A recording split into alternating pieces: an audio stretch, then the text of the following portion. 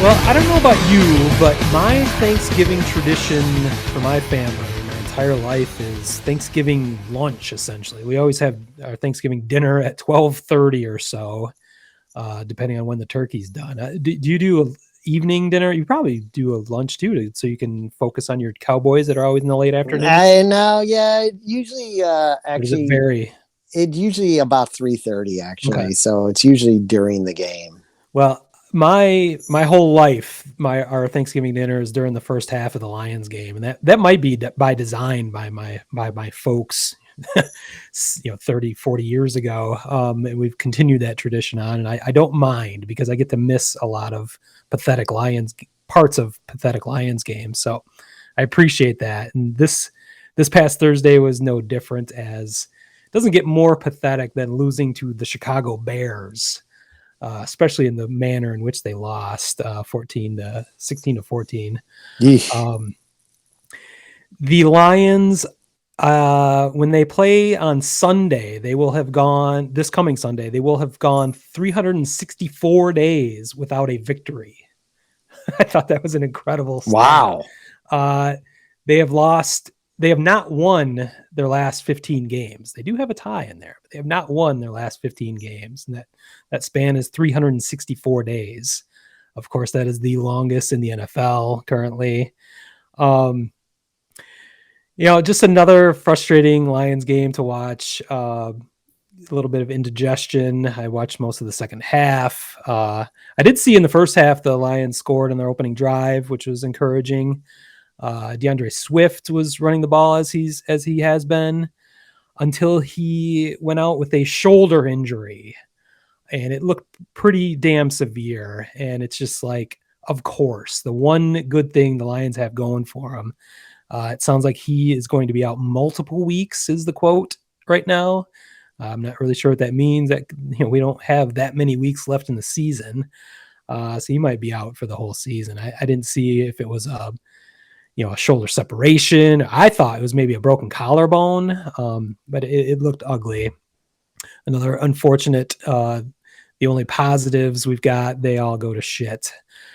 The main thing with the Lions this season is the scrutiny of Coach Dan Campbell. I like to call him Danimal Cannibal. He did not make himself any allies, I guess you could put it this week. He gave a lot of fuel to the enemy, as he did not cover himself in glory or look like a competent NFL coach in many ways. I've been reluctant to give him shit. Play calling was a major issue last week. I've been reluctant to criticize play calls from any coach, just because there are so many of them in any game. The vast majority, if you win, they work. If you lose, if one doesn't work, you're in trouble. You don't know the what's happening. I was questioning the philosophy last week of a third and long draw play where you're essentially giving up, especially in that scenario where their only chance was to throw the ball and to possibly complete it, but then they followed up with a punt after a third and long draw play. Well, the Lions not only had two third and long draw plays, they were third and 32 yards, which you never run across a third and 32, let alone two of those in the same game. And the Lions ran two draw plays off of those, or at least one draw play. Maybe it wasn't a draw play in the second one, but the idea that Dan Campbell is still running a draw play on third and long is hilarious to me. But that's a minor discretion, considering what happened when the game was at its crux in the fourth quarter, as the Bears were methodically driving down the field, trailing the Lions, believe it or not, 14-13, and the Lions could not get them off the field for the last 8 minutes. Part of that was because of the complete ineptitude of the coaching staff, and whether you blame the defensive coordinator or Dan Campbell, somebody fucked up in the final minute of the game, where not one but two timeouts were called, which is a penalty in National Football League. when the defense could not line up. You call the first timeout to set up your defense on a critical third down against a pretty mediocre Bears offense. Apparently that no one was listening, or mixed messages were sent during that first timeout because they were unable to line up properly coming out of a fucking timeout. At which point the Lions coaching staff compounded their errors and folly by calling a second timeout. And there's a bunch of problems with that. First of all, it's inept. It's also not understanding the situation. After the game, Dan Campbell was quoted saying it was either call a timeout or give up a touchdown. And honestly, with 30 some seconds left at that point, that was your only way you would possibly win the game, as the Bears were already inside the 10, is if you gave up the touchdown there so you would get the ball back and have a chance at least to go down the field and kick a field goal. When you essentially call a timeout to save the touchdown, you are giving them third and short, which they, of course, converted easily. And then we're able to run the clock out and eventually kick the game-winning field goal with no time left. So not only are they inept, they don't understand basic strategy. It is a bit unorthodox, of course, to think to give up a touchdown. There's some illogic to that on the surface. But when your alternative is you are going to lose the game when they just run the clock out, you might as well give up a touchdown and have a chance at least. And that basic fact has escaped Dan Campbell, and it's very frustrating. Again, I say this every fucking week, but the season is meaningless. It's better for the Lions to be losing to ensure that number one draft pick next year. But when you have a coach that is signed on for this year and 5 years after this, showing that he's simply unqualified to be an NFL football coach, it's very disconcerting. I don't know. I like the guy again. I don't know if you've seen interviews with him. I'm sure you've heard the knee biting quotes. Have you never noticed his voice? I'm definitely piling on here, but his voice, he sounds exactly like Buffalo Bill from Silence of the Lambs. I'll have to pay closer attention next time. Is she a great big fat person? You bought a size 14? You don't know what pain is.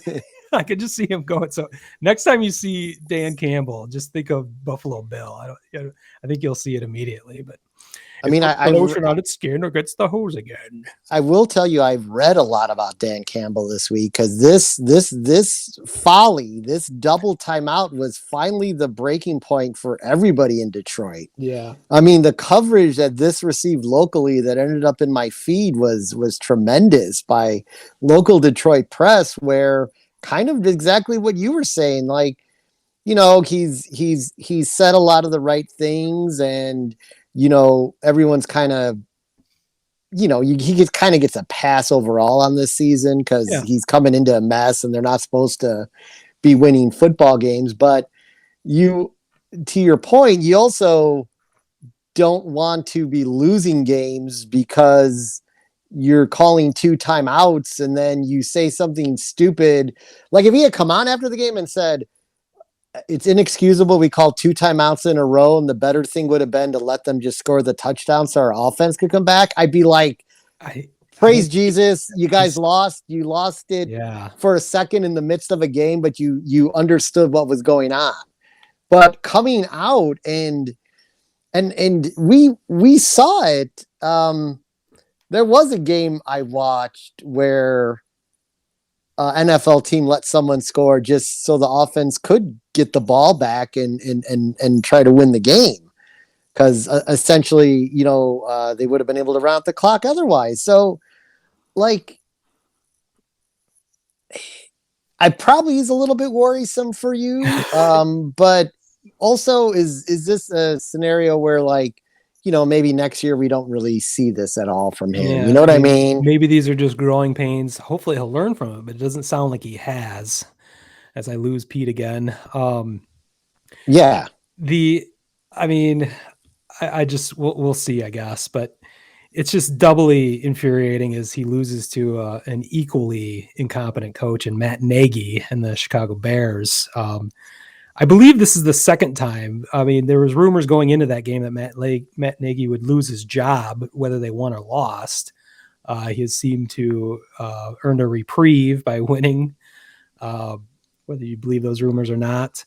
But this would be, I believe, the second time this season that the Lions specifically have saved Matt Nagy's job, as he was on the very hot seat and rumored to be fired in their first matchup in Chicago when he was able to pull out the victory, and then again on Thanksgiving. So I think Bears fans have the Lions to thank for having Matt Nagy remaining their football coach. So it would have been even funny. It would have been even funnier if Dan Campbell came out and said, "Well, we took those timeouts to let the Bears win, so Nagy wouldn't get fired." Yeah. That'd be 4-dimensional thinking right there. Yeah, but then I'd be impressed. But speaking on that front, and we thought we were having breaking news, and last week, and he was out for sure. A Pulitzer Prize winning journalist who doesn't even cover sports, kind of in a way put his integrity, reputation out there with this news, and then it all kind of like went away. Then there were reports that came out that the report that Brad Biggs did about them canceling the walkthroughs is not a big deal because it was just a mistake that the second walkthroughs were even scheduled because that sounds like revisionist history on the Bears' part. Yeah, that it was normally when there wouldn't be a second walkthrough because it was X amount of days before the game, and they had forgot that the game was on Thursday. Like, I'm like, how do you forget the game was on Thursday? Yeah, I'm calling BS on that. Yeah, I'm calling BS on that. I think the report got out there, and the Bears had to reverse course. I think it was really going to happen, and then it broke in the media 2 days before they were going to pull the trigger, and they couldn't do it.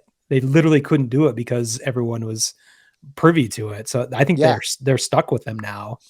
And this year, at least, it has been uncharacteristic of the Bears. They normally do wait till the end of the season. That McCaskey organization has always done that. So, the only good news about this is, I don't know if you're aware of all this, the funny stuff that's happening, but at every sporting event in the Chicagoland area, a Fire Nagy chant starts at every Bulls game, at every Hawks game, and even at the Illinois football game. This past weekend, the Fire Nagy chants, or Nagy, is it Nagy? Nagy chants have come out. So it's a consensus in the city that he should not remain the head coach of the Chicago Bear. Well, to wrap up my kind of Lions coverage, I always have to bring up what's going on with Matthew Stafford and the LA Rams, who welcome back, Matty. Dumped their third game in a row. We've missed you, Matt. Thanks in part to another subpar performance that Lions fans recognize out of Matt Stafford. He threw his third pick six, third in 3 games. Which I'm not sure if that's happened before, but I know he is now taken sole possession of 6th place on the all-time pick 6 list, taking it from he was tied with Phillip Rivers, and now he has sole possession with 26. I believe Peyton Manning or Drew Brees is next on the list with 27, or they might be tied. I'm not sure. So Stafford is moving up quickly on that list. So. The other incredible stat that I know you would not be aware of, and you were going to be blown away by this, but the Lions actually have, get ready for this. All right, I'm sitting down. The Lions have a better record in the month of November than the LA Rams. Oh, because of the tie. Yes. The Rams are 0-3. The Lions are 0-2-1. And that is definitely my stat of the week. That is we got in between the numbers with Ryan. Yeah, I don't know what you read into that. It's just, I mean, this is, what's the German term? Freudenschreit, but whatever. Sure. the term. Did you say scrotum fried? Yeah, something like that. God damn it, I forgot that one too. But the delight in the suffering of others. It's partly out of spite that I like seeing Stafford fail. It's partly out of just being annoyed with the incredible, like, the bouquets being thrown towards Matt Stafford in the beginning of the season, when suddenly the whole world realized what Matt Stafford, or thought they realized what Matt Stafford was an MVP candidate. But it was all Detroit's fault that he's been so mediocre his whole career. But it's now kind of turning against him, and it's like I said, this is the Matt Stafford we're familiar with, like making ridiculous decisions and costing his team in the worst case scenarios, and in the worst possible moments. Not all the time, I will say that most of the time it's been the Lions' fault, but Matt Stafford is net blameless in the Lions' failure over the past 12 years, and now people are starting to see it rear its same ugly head in Los Angeles, and it's petty of me, it's small of me, but I think it's fucking hilarious. So sorry about that, Matt. Yeah, I mean, I really did think he was gonna win the MVP this year, but he's really, over the last 3 weeks, have completely taken his name out of the contention for that. I mean, and even right before this week's game, there was another article that came out that with like the headline, "We always knew Matt Stafford was good. It's just that he played for the Lions." And that was even after 2 mediocre weeks in a row. And now he topped it off with a third. I am going to, before next week's podcast, I'm going to go back, and I brought up my theory that part of it is McVay too, because I'm quite certain, except for the one season, that the Rams tend to start off fine, but kind of always falter. Like, it's like whatever they're doing, it catches up with them. Like teams catch up to what they're running eventually. That's interesting. So I'm going to go back and look at that to see how their Novembers have been under McVay in general, and I think it's not good. If memory serves correctly, because right. I also remember Jared Goff was going to be the next greatest quarterback ever in his first couple seasons there, and he just became progressively worse and ended up, with the Lions is kind of like here, we're going to use this guy until we draft our quarterback. So, well, we'll be getting into the draft soon enough. I did want to bring up the Lions' potential as they have pretty much locked down the number 1 draft pick. There's been lots of talk this week in particular, because of a confluence of events, about who their number 1 pick might be. And due to the incredible performance on Saturday by Michigan's Aiden Hutchinson, a lot of people are talking about him going number 1 to the Lions, right down the road from Ann Arbor into Detroit.